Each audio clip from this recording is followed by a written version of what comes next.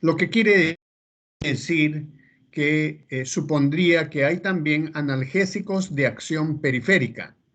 Efectivamente, los analgésicos de acción central son aquellos que actúan por diferentes mecanismos en el sistema nervioso central. Entendiendo como sistema nervioso central a el encéfalo, a el tronco encefálico y la médula espinal, ¿ya? Entonces, nosotros vamos a definir así a los analgésicos de acción central. Sin embargo, estos analgésicos definidos de acción central tienen también alguna acción a nivel periférico, o sea, no son absolutamente definidos como de acción central, actuando solamente en el sistema nervioso central, sino que también tienen algunas acciones en el sistema nervioso periférico.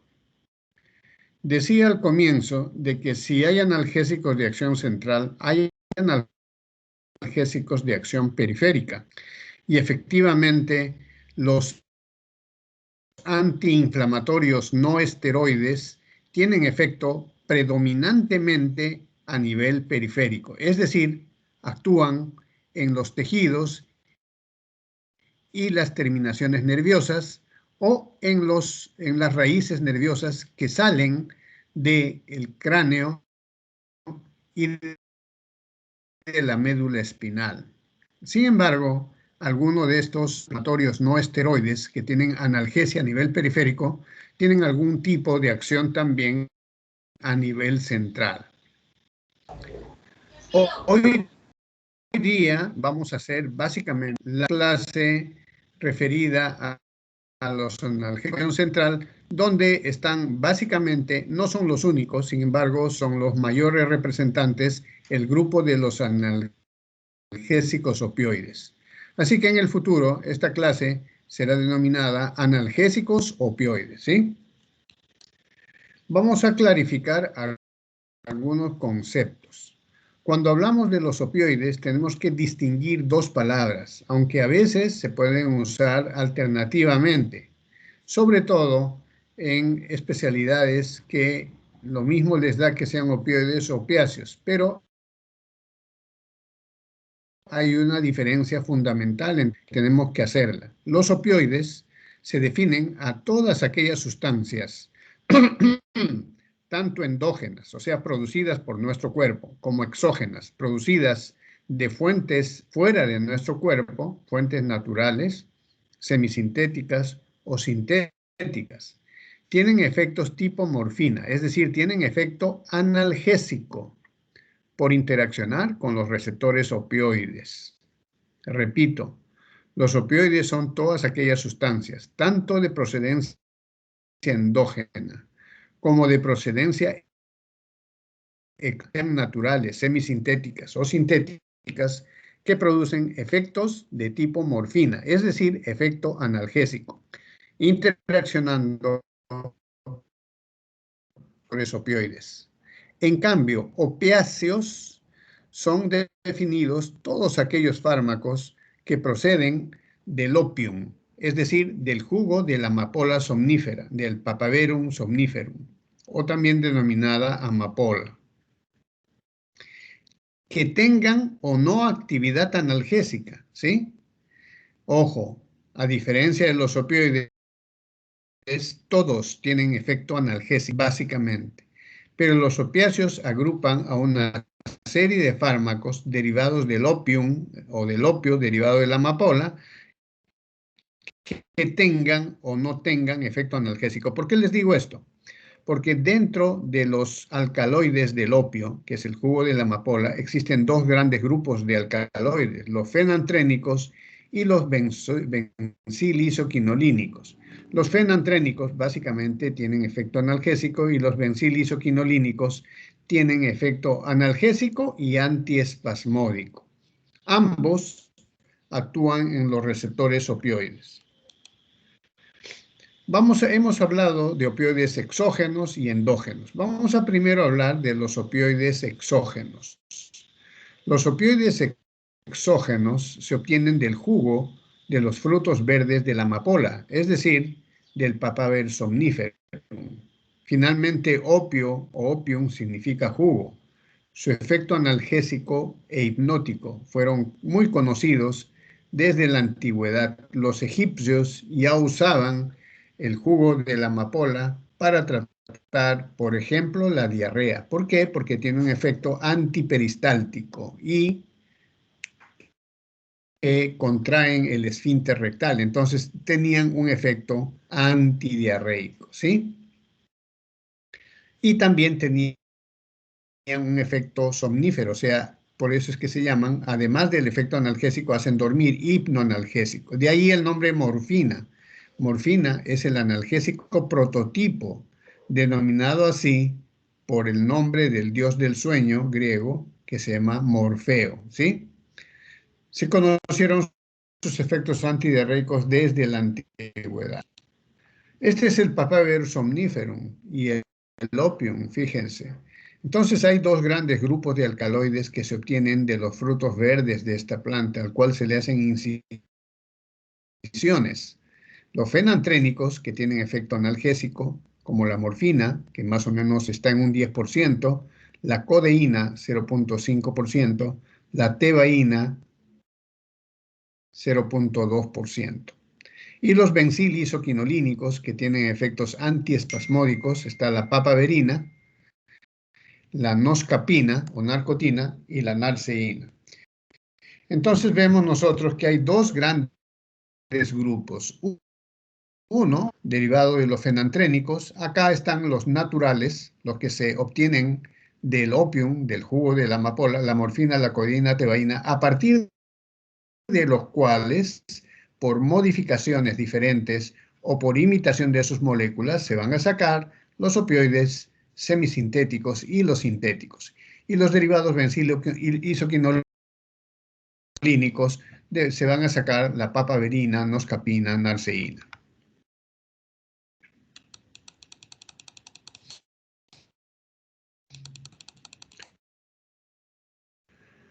Los opioides exógenos, ¿no?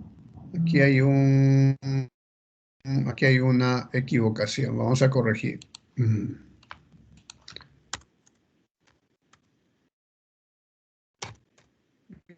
Dicho que habían opioides exógenos y hemos visto de dónde proceden y también hay opioides endógenos, es decir, son producidos por diferentes regiones de nuestro sistema nervioso central, por eso se llaman endógenos.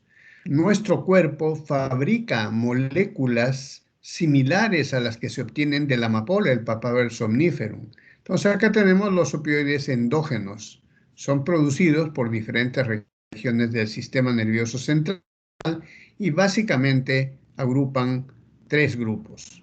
Los derivados de la proencefalina, que producen la encefalina, que actúan en los receptores opioides delta, ubicados en el sistema límbico y el asta dorsal de la médula espinal. Tenemos la prodinorfina, que produce la dinorfina, que actúa en los receptores opioides kappa, en el asta dorsal de la médula espinal y en las capas profundas del cerebro. Tenemos la proopiomelanocortina, que produce las beta-endorfinas que actúan en los receptores mu en la sustancia gris, el bulbo y la médula espinal. Entonces, como ustedes pueden ver, tenemos por un lado los opioides exógenos, es decir, los derivados del opio, del jugo de la amapola, de una planta, y los opioides endógenos que son producidos por nuestro sistema nervioso central. Ambos comparten la estructura molecular básica. Es decir, coincidentemente, nuestro cuerpo también produce moléculas con una similitud molecular muy aproximada. ¿Cómo se producen los opioides? Los opioides se pueden producir de forma natural, de forma semisintética y de forma sintética. Naturales, como ya dijimos, son cuando se obtienen del jugo de la amapola, es decir, del opio, sin mayor manipulación. Es decir, acá tendríamos pues a la codeína, tendríamos a la tebaína y a la morfina. Y semisintéticos se obtienen por modificaciones de los naturales y los sintéticos, como su nombre lo dice, se obtiene artificialmente en el laboratorio. Los opioides, según su clasificación, pueden comprender a diversos tipos de sustancias. Por ejemplo, los naturales, repito, ahí tenemos a la morfina, la codeína, la tebaína. En los semisintéticos, la etilmorfina, la heroína, la oxicodona, la oximorfona, la nalorfina, la naloxona y la buprenorfina. Y los sintéticos, básicamente hay 4 grupos.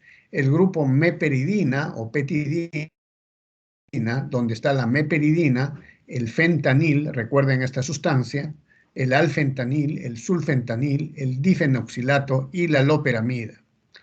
En el primer grupo, la meperidina, quiero llamar su atención. Los dos últimos, el difenoxilato y la loperamida, no se usan como analgésicos, se usan como antidiarreicos porque tienen una propiedad antiperistáltica. Es decir, no actúan en la fisiopatología de la diarrea, que es la excreción de líquidos a partir de la pared intestinal o la no absorción de líquidos, sino simplemente detienen el peristaltismo intestinal y evitan la expulsión de la diarrea. Por esa razón, no está indicado en el tratamiento de la diarrea, por ejemplo, sino en los adultos solamente como un método de urgencia para no tener la molestia de estar dentro. Hay muchas marcas, ¿no? Difenoxilato, la más popular es el Lomotil, y en la loperamida la más popular es el Imodium. Entonces el difenoxilato y la loperamida no se usan como analgésicos, pero se pueden usar como antidiarreicos, ¿sí? Repito, no intervienen en la fisiopatología de la diarrea, sino básicamente solamente retienen la expulsión de las heces. Por eso que está contraindicado en niños, porque puede producir un tercer espacio, ¿sí? Y el segundo grupo de los sintéticos está la metadona. ¿Dónde está el grupo de la metadona? Donde está la metadona, el dextropropoxifeno, apsilato. El tercer grupo de los sintéticos es el grupo morfinano, donde está el levalorfano y la pentazocina. Acá también quiero llamar su atención, el dextrometorfano, que tiene un efecto analgésico, pero que en el uso médico práctico se ha usado como antitusígeno, porque actúa en el centro de la tos, en el hipotálamo. Y finalmente, el grupo más moderno y probablemente el más usado de todos, 80% del uso de los opioides es el tramadol y el tapentadol. Entonces, repito, los opioides, de acuerdo a su origen, se pueden clasificar en naturales, semisintéticos y sintéticos.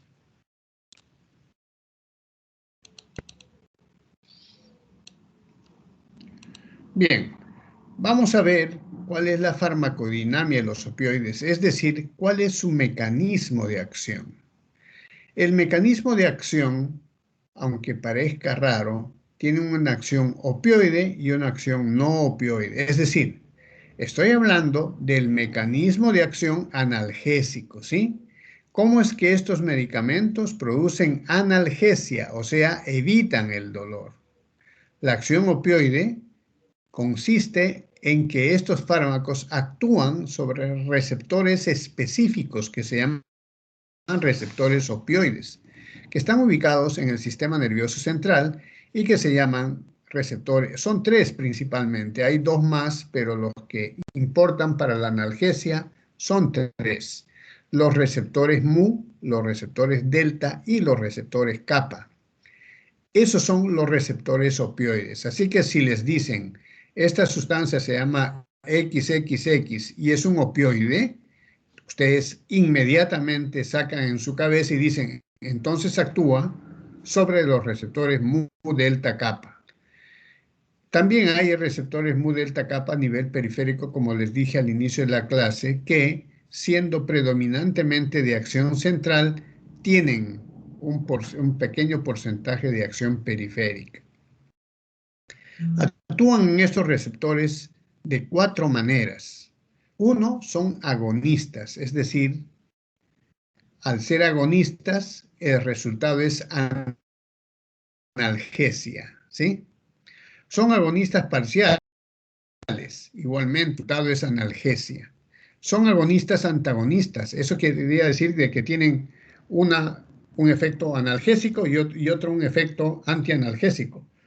Efectivamente es correcto, sin embargo, el efecto agonista es predominante, ¿ya?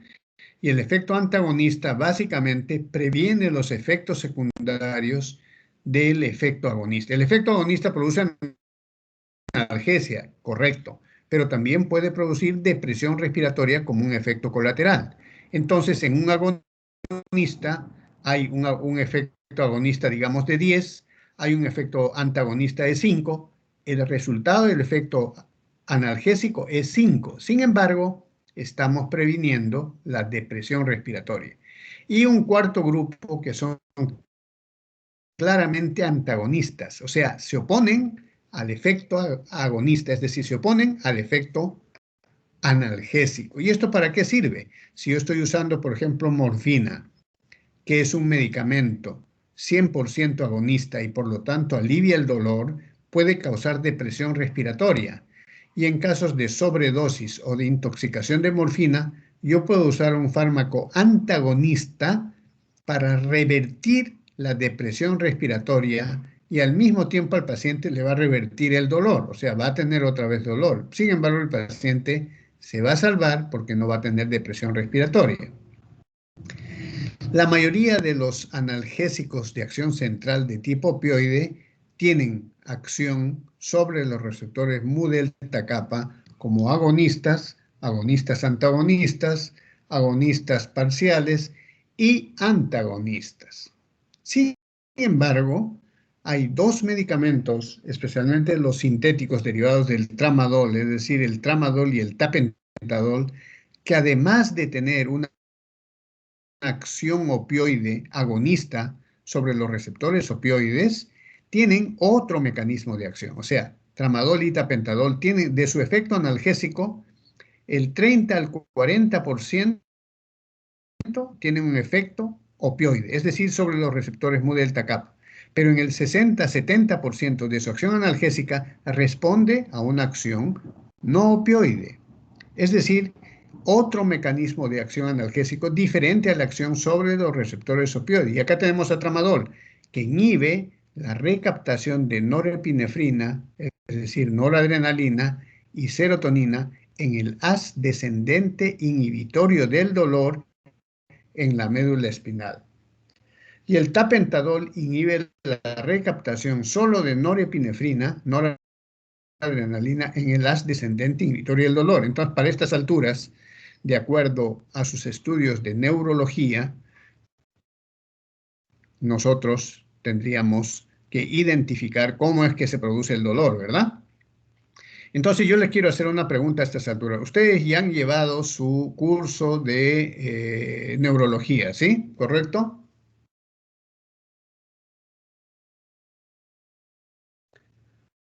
¿No hay nadie en la clase que responda, que quiera responder?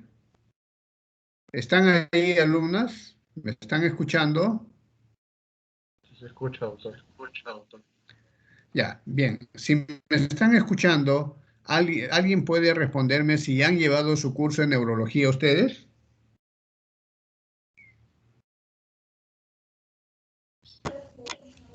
Doctor, nosotros no hemos llevado neurología.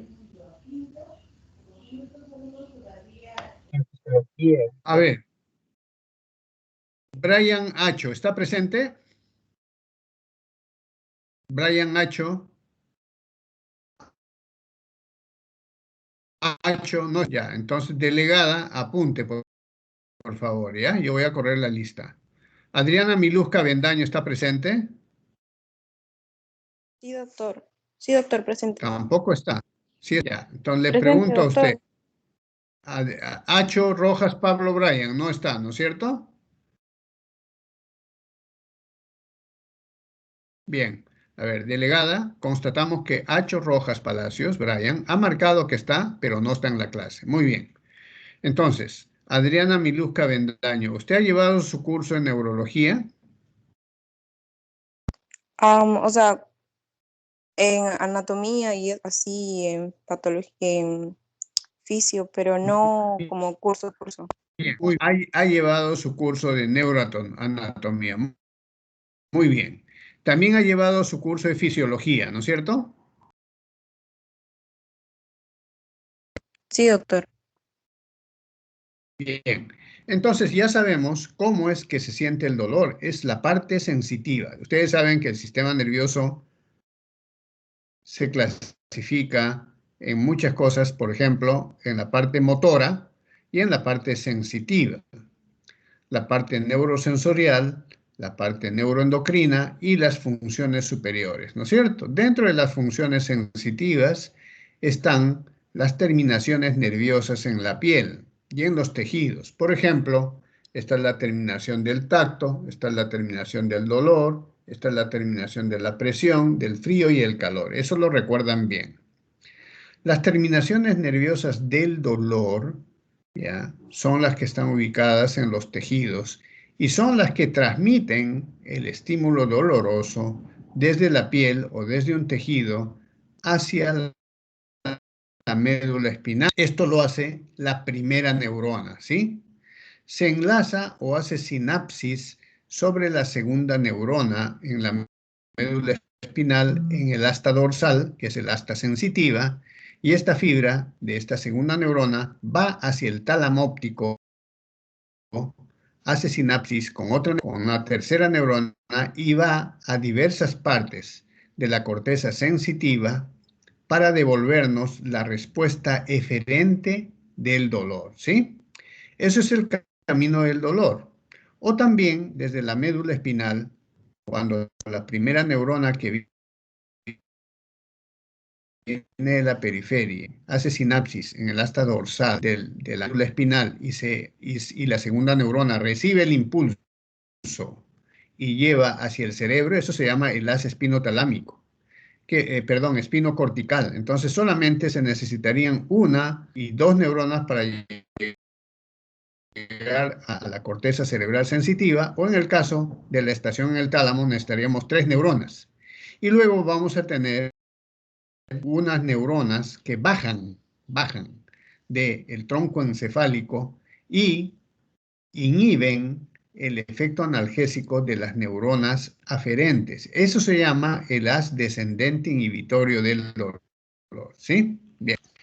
Dicho esto, recordamos, los receptores mu delta kappa están en el sistema nervioso central, es decir, en el encéfalo y en la médula espinal. Ahí actúan los opioides. Sin embargo, decía que hay otra acción no opioide, acción analgésica no opioide del tramadol y el tapentadol que actúan para producir analgesia no en el sistema, en los receptores mu, delta y kappa, sino en la inhibición de la recaptación de la norepinefrina y la serotonina en el haz descendente inhibitorio del dolor en la médula espinal y el tapentadol en la inhibición de la recaptación de la norepinefrina en el haz descendente inhibitorio de la médula espinal.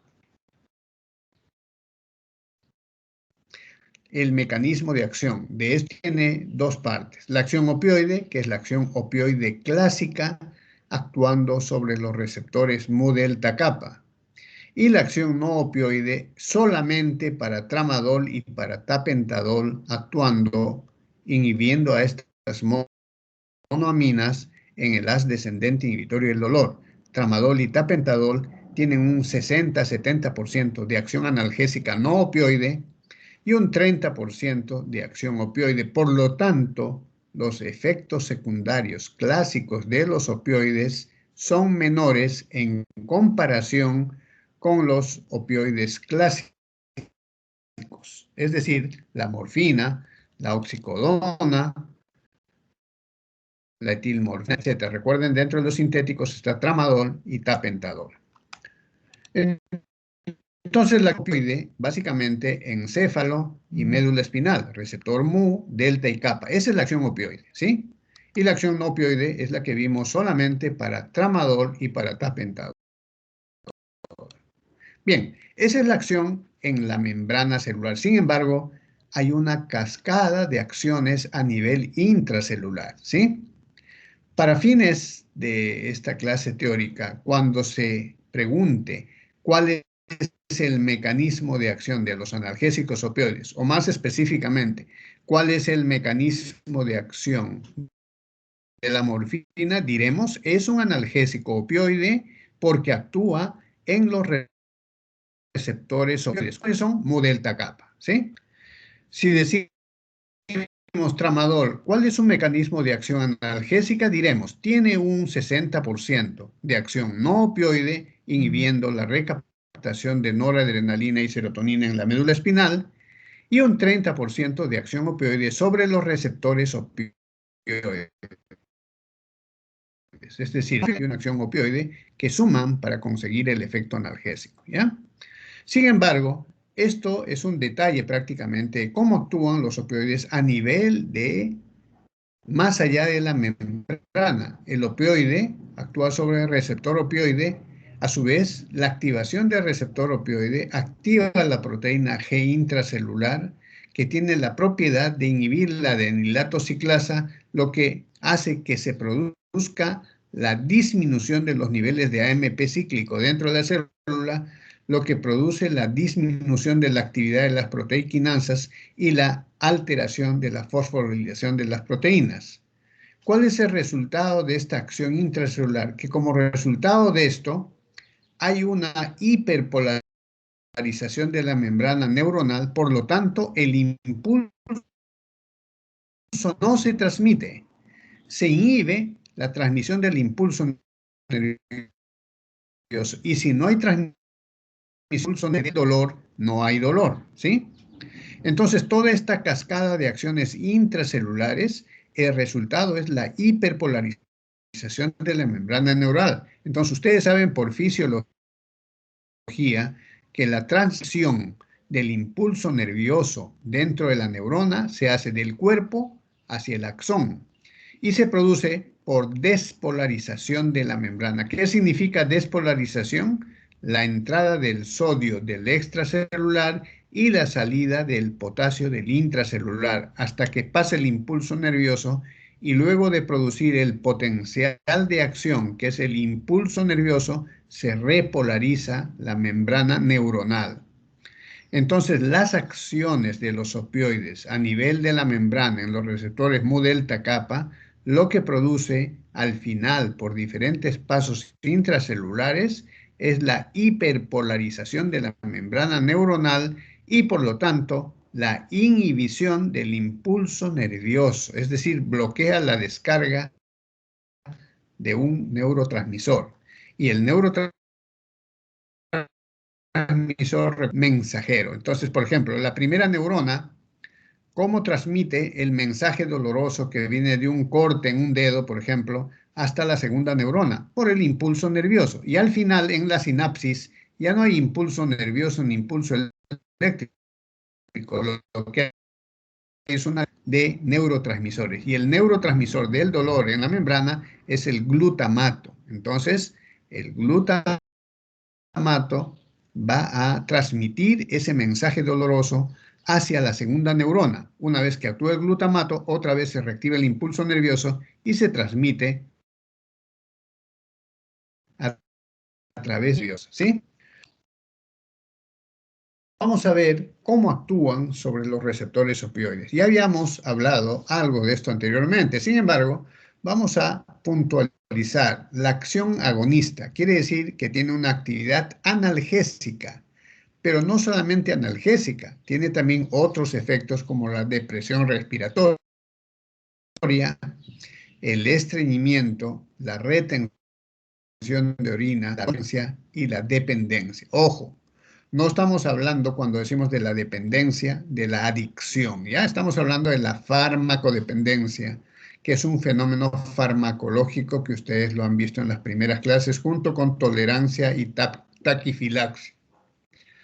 La farmacodependencia es un fenómeno, un efecto farmacológico. En cambio, la acción tiene connotaciones clínicas que tienen tres patas. Uno, la personalidad no bien estructurada, proclive al consumo de sustancias que tienen ciertos efectos. Dos, un entorno hostil y un medicamento que provoca dependencia farmacológica. Eso es un adicto, ¿sí?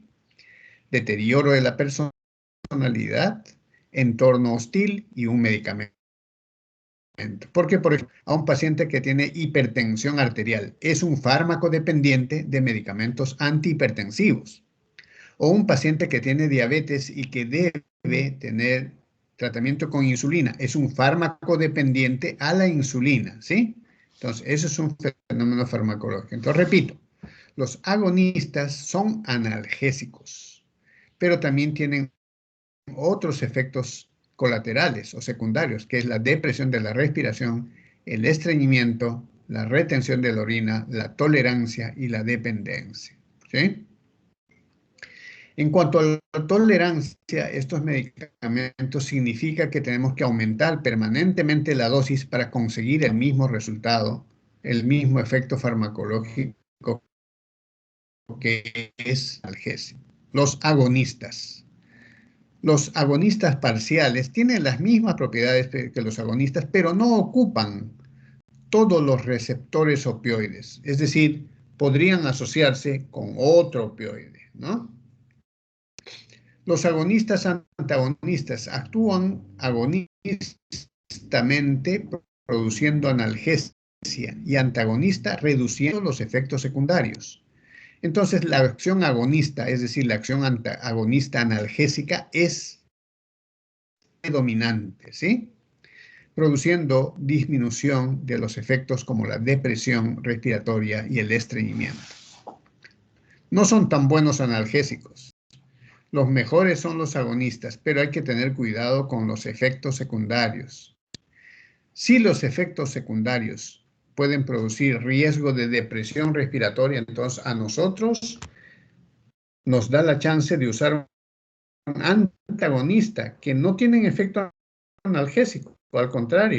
Si alguien está usando morfina para un tipo de cáncer y le han dado una sobredosis o se intoxicó y tiene depresión respiratoria, lo que nosotros hacemos en ese momento es administrar un antagonista de la morfina, que puede ser naloxona, para revertir el efecto de la depresión respiratoria. Claro, si revertimos la depresión respiratoria, entonces también vamos a revertir el efecto analgésico, ¿sí? Entonces son antagonistas, no son analgésicos, pero revierten los efectos de la depresión respiratoria causados por los agonistas.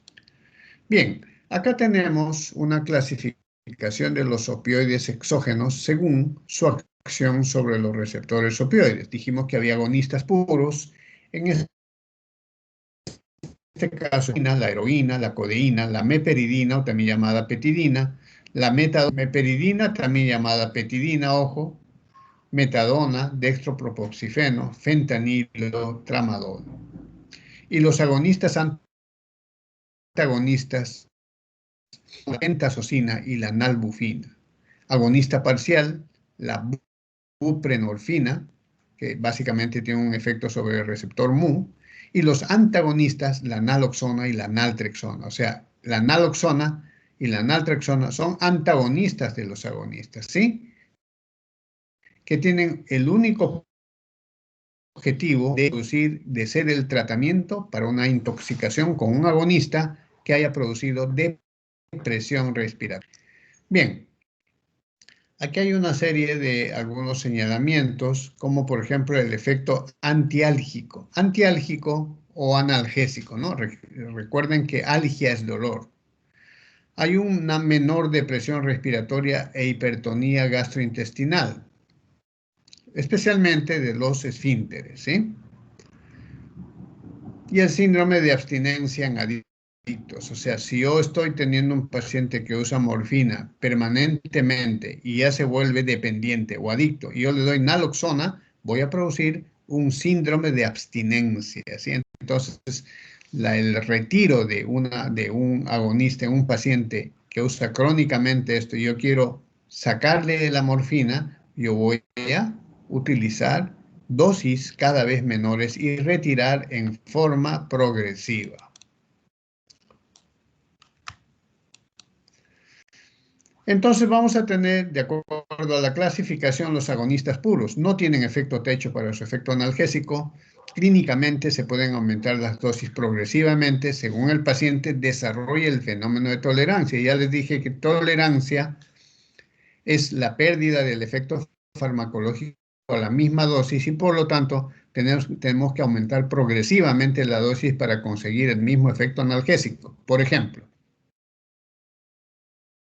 si un paciente está usando 30 miligramos de morfina 3 meses y a los 3 meses ya no le alivia el dolor, entonces yo puedo elevar, le doy 40 miligramos de morfina para conseguir esto. En 3 meses 40 no es suficiente, tengo que elevar a 50. Eso se llama tolerancia, ¿no es cierto? Tengo que aumentar la dosis para conseguir el mismo efecto. Acá tenemos la morfina, metadona, codeína, tramadol, petidina. Ya no estamos hablando de si son naturales, sintéticos o semisintéticos, porque acá tenemos uno natural que es la morfina y la codeína, tenemos semisintéticos como la metadona y tenemos sintéticos como el tramadol, perdón, sintéticos la metadona, ¿sí? Son los más usados, los agonistas puros, para el tratamiento del dolor moderado y severo. Recuerden, el dolor es leve y moderado a severo. Entonces, los opioides están únicamente indicados en el dolor moderado y severo. Otros son los agonistas parciales, por ejemplo, la buprenorfina, pero esto básicamente es una comprobación in vitro. En términos prácticos, la buprenorfina se comporta como un agonista puro. Farmacológicamente, sin embargo, tenemos que decir que es un agonista parcial. No ocupa todos los receptores mu, no reduce la expresión de estos receptores opioides. Permite su asociación simultánea con otro opioide, en caso de analgesia y rescate. ¿Qué quiere decir analgesia y rescate? Si, por ejemplo, yo estoy usando una dosis de buprenorfina diaria y en cierto momento ya no controle el dolor, entonces yo puedo darle un opioide adicional. O sea, eso se llama analgesia de rescate, cuando el medicamento analgésico de base no es suficiente para controlar el dolor en ciertos momentos. Estos pueden presentar efecto techo a dosis altas. Sin embargo, en el caso de buprenorfina, raras veces se pasa de una dosis de 4 miligramos al día. Porque no es relevante su efecto techo. A diferencia de los agonistas puros que no tienen efecto techo. O sea, yo puedo llegar, y de hecho ha habido pacientes que pueden llegar desde 30 miligramos al día hasta 1000 miligramos al día. Obviamente eso no se hace de un día para otro, sino hay que responder las dosis de acuerdo al fenómeno de tolerancia. La tolerancia es aumentar progresivamente la dosis para conseguir el mismo efecto analgésico. Entonces, si yo al inicio del tratamiento consigo el efecto analgésico con 30 miligramos al día, en 5 años puede estar en 300 miligramos o en 400 miligramos para conseguir el mismo efecto. Pero si a un paciente en el primer día de tratamiento le doy 300 miligramos, lo mato por depresión respiratoria. Entonces, mucho cuidado con el fenómeno de la tolerancia, ¿eh? Hay también el grupo, como dijimos, de los agonistas antagonistas. Tienen el efecto techo para la analgesia o son neutrales. Incluye pentazocina y nalufina. El efecto analgésico es predominante. O sea, el efecto agonista es predominante sobre el efecto antagonista, por lo que se usa en clínica de tratamiento de dolor moderado y severo. Es decir, si yo tengo, por ejemplo, la pentazocina, que tiene un efecto agonista de 10 y tiene un efecto antagonista de 4, la potencia analgésica de este medicamento será su acción agonista, que será de 6, ¿sí? Y el efecto antagonista podría disminuir los efectos secundarios como la depresión respiratoria y el estreñimiento. Y finalmente tenemos los antagonistas puros. Tienen afinidad también por los receptores opioides, se unen a los receptores opioides, pero esta unión no quiere decir que tenga un efecto analgésico, sino simplemente no tienen actividad física, es decir, actividad analgésica, y tienen más bien un efecto antagonista, es decir, son antagonistas de los agonistas, de la morfina, del tramadol, etc. Su uso se limita a la reversión de los efectos secundarios, especialmente la depresión respiratoria, ¿sí? Se aplica en los usuarios de morfina o de otros opioides agonistas y puede causar síndrome de abstinencia o supresión. ¿Cuáles son las propiedades de estos medicamentos, de los opioides? Algunas son benéficas y otras son no benéficas, que son los efectos secundarios. Las benéficas tienen efecto analgésico principalmente. También tienen efecto antitusivo. El más potente de los antitusígenos es la codeína, ¿sí? Tratamientos máximos de 3 a 7 días. Hay muchos jarabes que contienen codeína. La dosis diaria no debe exceder de 30 a 60 miligramos al día como antitusivo. Es decir, son dosis bajas. Actúan en el centro de la tos, abajo del hipotálamo. También producen disminución del consumo de oxígeno por el miocardio. Se usan cuando se usan en infarto de miocardio. Disminuyen en grado notable las contracciones propulsoras intestinales. Por eso tienen un efecto, entre comillas, antidiarreico, aumentando el tono del esfínter. Repito, no controla la diarrea, sino lo que hace es disminuir la eliminación del contenido del intestino. Esto puede ser contraproducente en algunos pacientes y puede producir hilio paralítico. Por lo tanto, están los niños menores de 12 años y solo se usan en los adultos de forma transitoria para evitar la molestia de ir al baño varias veces, ¿ya? O sea, no solamente tienen efecto analgésico, sino tienen efecto antitusivo, efecto antidiarreico, pero solamente porque evitan la eliminación de las diarreas. Es decir, se guardan las diarreas para el momento oportuno de defecar. Y tienen benéficos que son la depresión respiratoria, la hipotensión arterial, náuseas, vómitos, miosis, excepto el tramadol, constipación, o sea, estreñimiento, farmacodependencia y tolerancia. Todos los pacientes que reciban tratamiento con opioides, en la misma receta tiene que ir un laxante para evitar la constipación, porque la constipación puede ser tan severa que puede producir impactación fecal. Por lo tanto, tiene que darse con laxante, ¿sí? Cada uno de estos receptores opioides tiene un efecto. Por ejemplo, este es un cuadro muy interesante que nos habla de propiedades cuando el opioide actúa en el receptor mu, en el receptor kappa y en el receptor delta. También una acción en el receptor sigma, y hay también otros receptores como el omega. Para nosotros, lo más importante es saber y entender bien y recordar, porque te pregunta el examen, cuáles son las acciones de los opioides en el receptor mu, en el receptor kappa y en el receptor delta. Estos están distribuidos en el encéfalo y en la médula espinal. Por ejemplo, en el receptor hay un efecto analgésico supraespinal, espinal y periférico. Sí, efectivamente, predominantemente supraespinal y espinal. Tiene un efecto antitusivo, puede producir rigidez torácica, lo que se llama tórax en leña, no en todos, por supuesto, estreñimiento y dependencia. También puede producir depresión respiratoria, bradicardia, miosis y euforia. ¿Qué cosa es la euforia? Es la falsa alegría. Ese es el efecto que los adictos, cuando usan estos medicamentos por cuestiones no médicas, tienen una sensación de euforia, ¿no? Cuando se actúa sobre el receptor kappa, producen analgesia espinal, sedación y disforia, ¿no? Delta, analgesia inducida por el estrés y modulación de los efectos mediados por el receptor.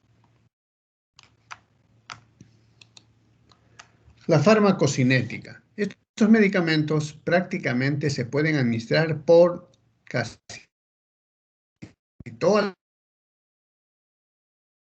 las vías: venosa, subcutánea, rectal, epidural, intracraneana, intraarticular y transdérmica.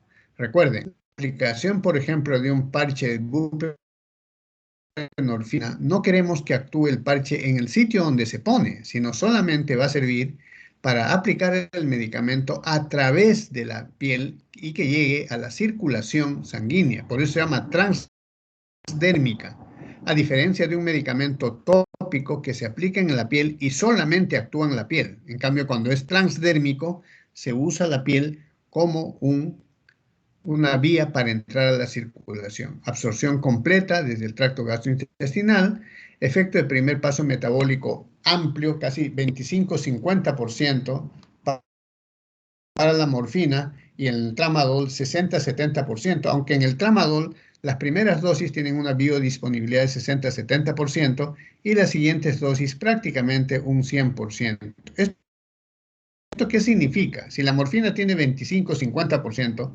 supongamos 50 miligramos, si yo a un paciente doy por la boca 20 miligramos, va a llegar a la sangre 10 miligramos. Ese va a ser el efecto analgésico.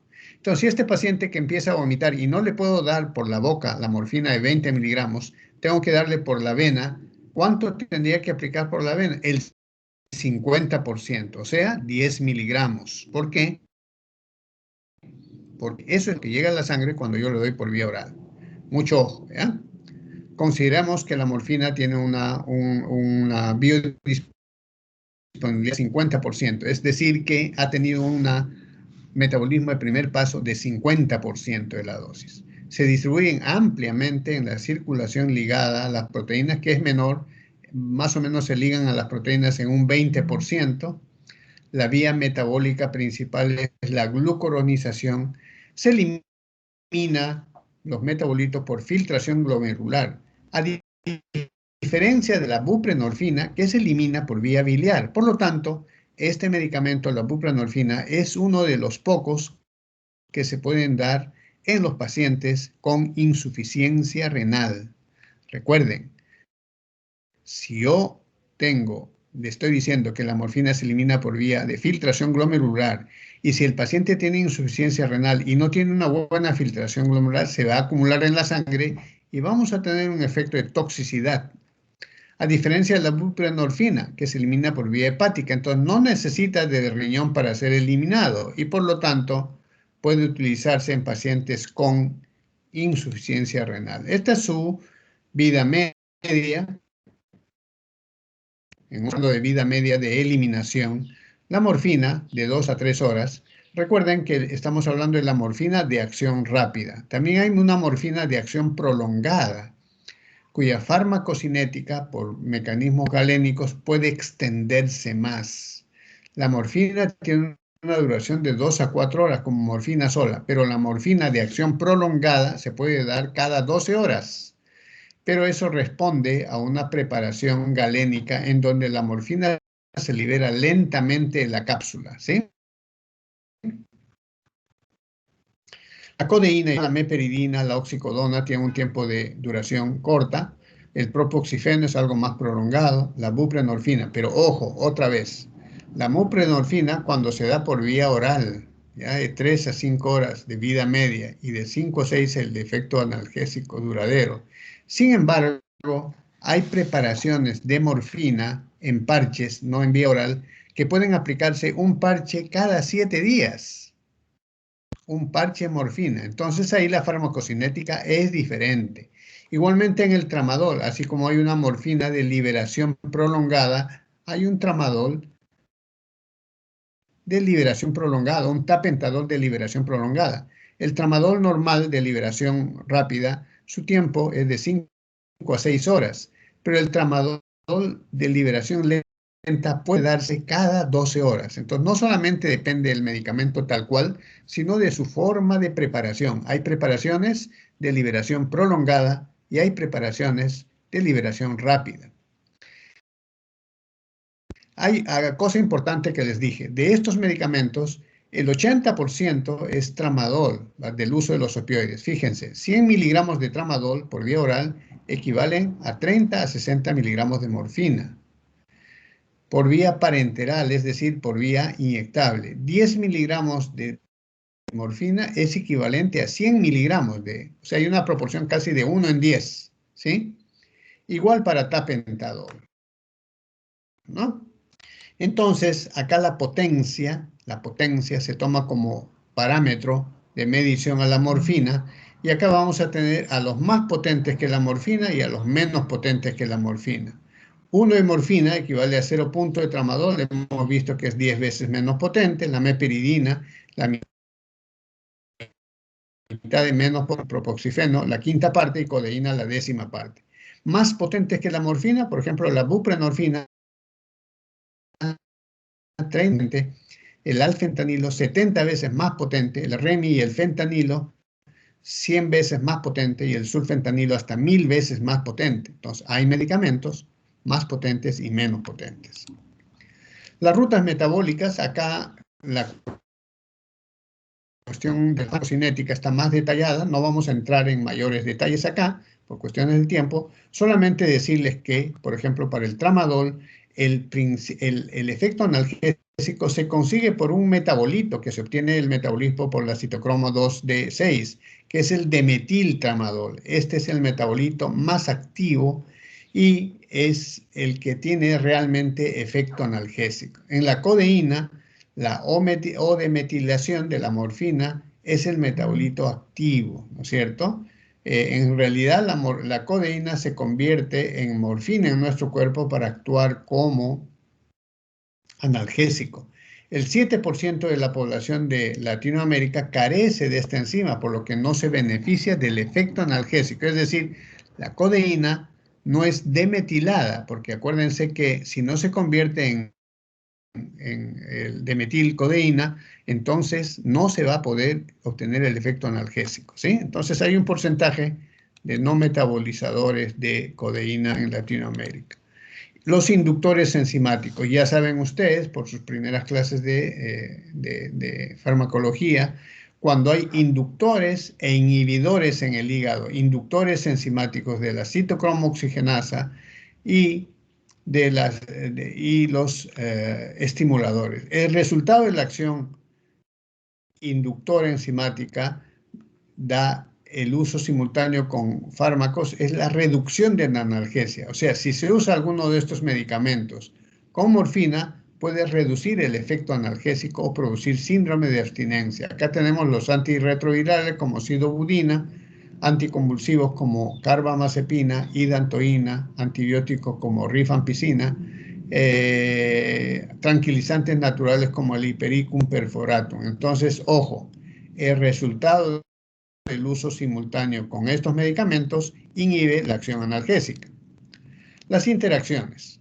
Las interacciones son múltiples, ¿no? Los inhibidores de la monoaminoxidasa, ¿no? La furazolidona, la procarbacina provocan convulsiones, coma, hipertensión cuando se usan con opioides, ¿no? Y depresión respiratoria. La asociación de dos opioides, morfina y nalbufina, por ejemplo, puede disminuir el efecto analgésico. ¿Por qué? Porque hay un efecto antagonista. Recuerden, el antagonista disminuye los efectos analgésicos y también los efectos secundarios. Si se da con alcohol o con bloqueantes neuromusculares, se aumenta el riesgo de neurodepresión. Si se da con anticolinérgicos o antidiarreicos, simultáneamente agravan la constipación, obviamente. Se potencia la retención de heces. La meperidina y el propoxifeno incrementan el efecto anticoagulante de la warfarina, de las cumarinas. O sea, los pacientes pueden sangrar más. El efecto antihipertensivo de la guanetidina y los diuréticos como la furosemida pueden poner en riesgo de hipotensión, potencian el efecto antihipertensivo. El tabaco incrementa la metabolización de los opioides y puede reducir el efecto analgésico. Los opioides antagonizan los efectos procinéticos de la metoclopramida. Interacciones positivas, también hay interacciones. Hemos visto las interacciones negativas, también las interacciones positivas. La asociación de un opioide con un antiinflamatorio no esteroide o paracetamol eleva la acción analgésica del opioide y el AINE. ¿Para qué se usa esta asociación? Para disminuir la dosis de los opioides y disminuir la dosis de los AINES, de tal forma de que menos dosis por cada uno, menos efectos secundarios, pero mayores efectos analgésicos. Asociación con gabapentinoides, como la gabapentina o la pregabalina, con morfino tramadol, proporciona un efecto sinérgico, especialmente para el dolor de tipo neuropático. Naloxona y naltrexona antagonizan los efectos en los receptores Mu y revierten la depresión respiratoria. También se interfiere en la farmacocinética con la eliminación. Acidificantes de la orina, como el ácido ascórbico, fosfato sódico de potasio y cloruro de amonio, producen incremento de la excreción de metadona. Por lo tanto, pueden causar síndrome de depresión, de supresión o de abstinencia.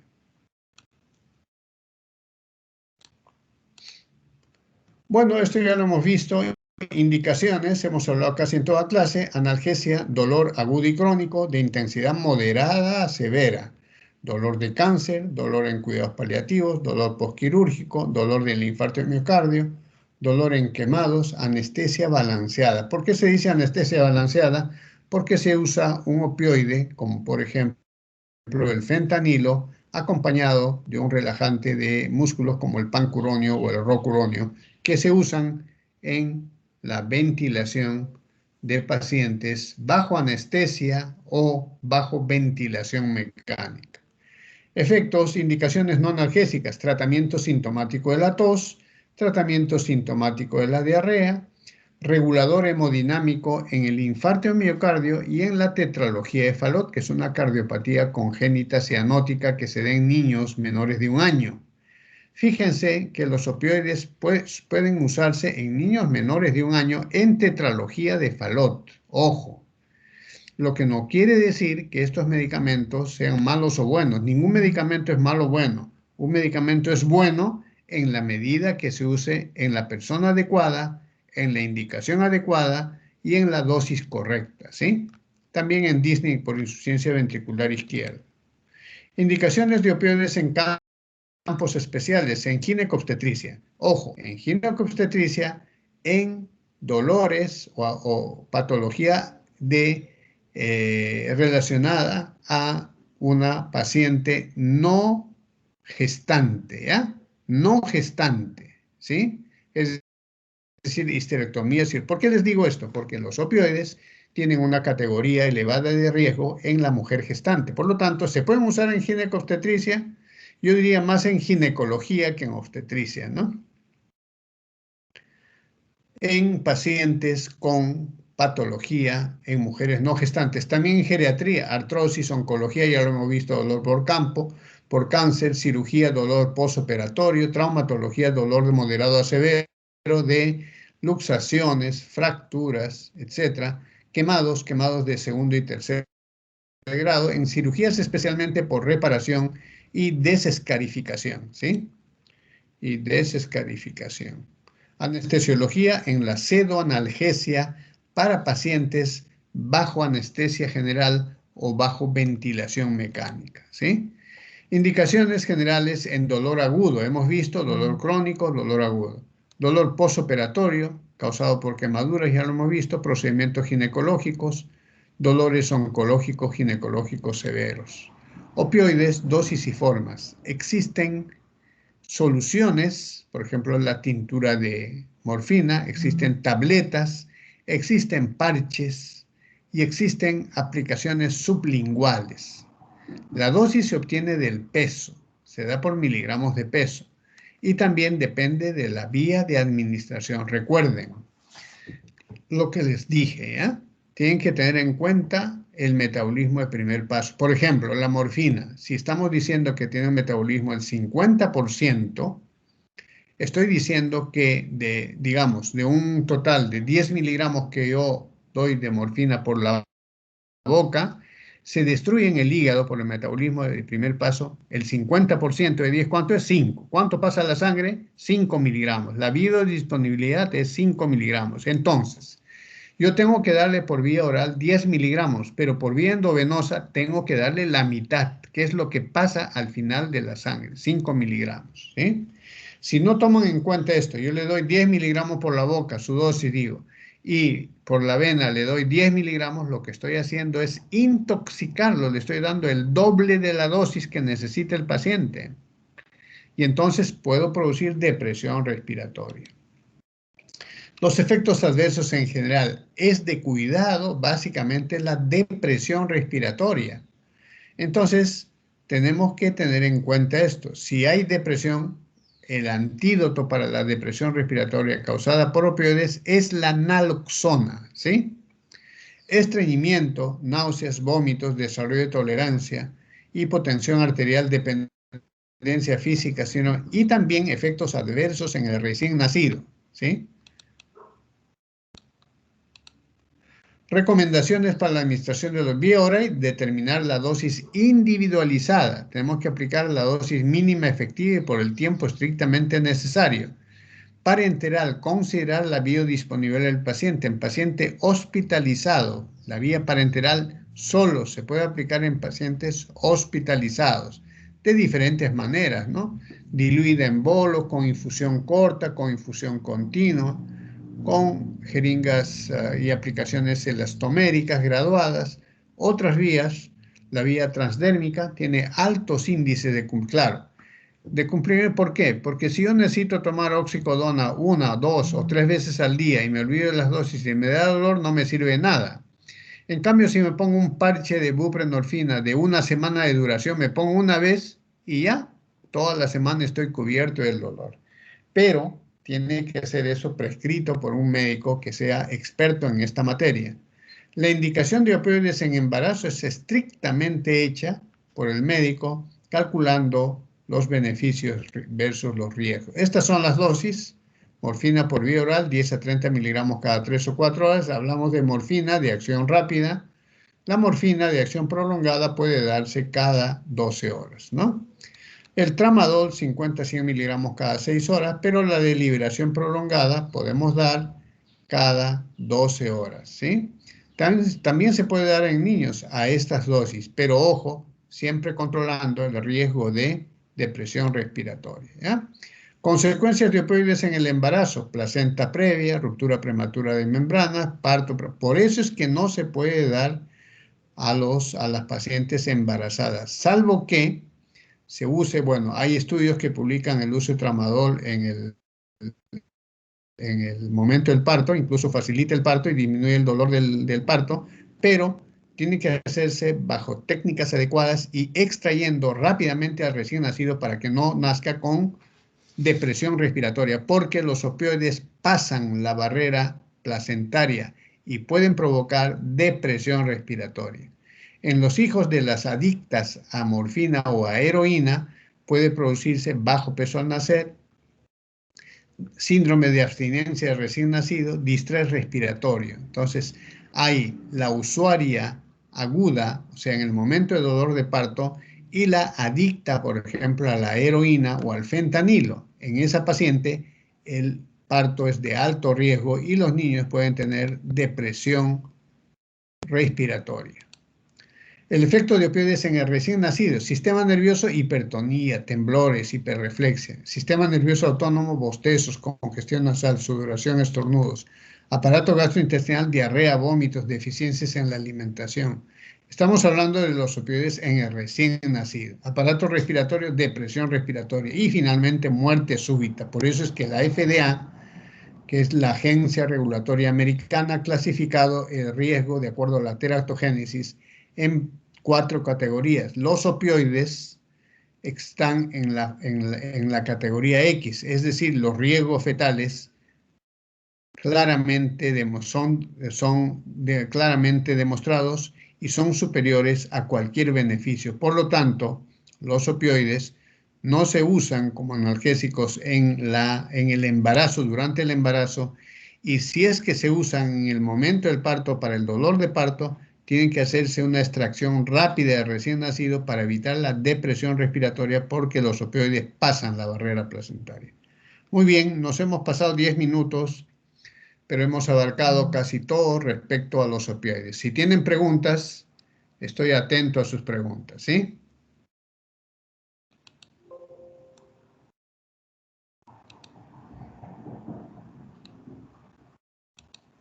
Doctor, buenos días. Doctor, buenos días. A ver, sí, Doctor, dígame. usted mencionó el El antagonista de la antagonista morfina era el Santo. Naloxona. El Eh, antagonista de la morfina y de los opioides en general, de los agonistas, es un antagonista puro. Para un agonista puro, un antagonista puro, que es la naloxona, que es el antagonista de los agonistas. Entonces, la naloxona también es antagonista del tramadol. Así es, correcto. Porque el tramadol también puede provocar, si está dado en sobredosis, una depresión respiratoria. Y para revertir la depresión respiratoria es la naloxona. Pero así como reprime la depresión respiratoria en ese paciente, va a aparecer el dolor, porque recuerden, tiene el efecto contra... Un agonista tiene efecto analgésico, puede provocar depresión. Un antagonista inhibe el efecto analgésico del agonista, pero también revierte la depresión respiratoria. Sí, correcto. El tramadol también puede causar depresión respiratoria, como la buprenorfina, como la metadona, como el tapentadol, como la heroína, ¿sí? Pueden provocar depresión respiratoria. Su antagonista es la naloxona y la naltrexona, que son los antagonistas. Correcto. Y en el caso de, por ejemplo, una persona haya consumido tramadol en exceso y haya pasado un tiempo como, por ejemplo, de 1 hora que ya no pueda inducirse al vómito, ¿cuál sería la reacción inmediata que se podría hacer ahí? Hay que graduar si el paciente tiene depresión respiratoria e hipotensión arterial, ¿ya? Estos medicamentos, tramadol, tapentadol, morfina, oxicodona, que es lo que existe en nuestro mercado, básicamente de administración hospitalaria, puede producirse depresión respiratoria. Hay que ver si la dosis de tramadol alta es una dosis inicial o es una dosis en un paciente que ya estaba usando previamente tramadol. Si es un paciente que inicialmente tomó una sobredosis y va a tener depresión respiratoria, ese paciente tiene que estar en una sala de urgencias con vigilancia de sus signos vitales, presión arterial, frecuencia cardíaca, porque provocan bradicardia y hipotensión arterial. Entonces hay que levantar la presión arterial, hay que hidratarlo adecuadamente y hay que administrar el antagonista. Si le falta oxígeno y está con depresión respiratoria, ponerle oxígeno. ¿A qué se llama depresión respiratoria? Un adulto normal respira de 20 a 28 veces por minuto, ¿sí? Depresión respiratoria es cuando respira 2, 3, 4, 5 veces por minuto, que no es suficiente para la oxigenación. Si no hay oxigenación, el CO2 en la sangre aumenta. Y si hay mucho CO2 en la sangre, el paciente puede morir por carboxemia, ¿sí? Así es. Entonces, para evitar eso, nosotros controlamos al paciente, lo monitorizamos, lo hidratamos y le damos el antagonista, ¿sí? Muchas Y gracias. si el paciente está inconsciente, podemos hasta intubarlo y administrarle ventilación mecánica con altas concentraciones de oxígeno.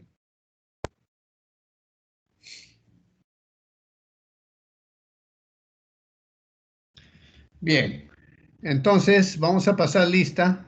Delegada atenta, por favor. Ya, Acho Rojas no está, evidentemente. Ya lo hemos pasado listo. Avendaño Adriana. No está. Avendaño Adriana. Presente, doctor. Ya. Adriani Santana. Presente, doctor. Albernis Orestes Eduardo. Presente, doctor. Buenos días. Buenos días. Analí Mercedes Avendaño. Presente, doctor. Andrés Gustavo Segarra.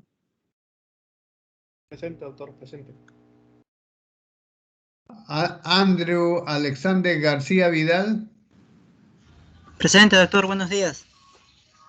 Johanna de Almeida. Presente, doctor.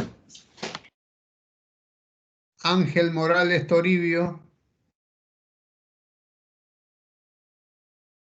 No está. Apunte, por favor, ¿ya? Acho y Morales, por favor.